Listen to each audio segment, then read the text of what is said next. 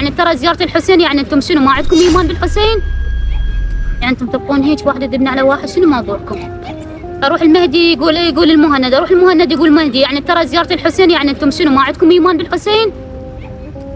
خويا انا فلوس ما عندي، بس والله تدبر الاكل والشرب بلاش، قومي الناس الصعد بلاش، تنزل بلاش، قومي ليش خلينا نروح نروح؟ نحكي يا مهدي، قومي خلينا نروح نحكي يا مهدي. هو يا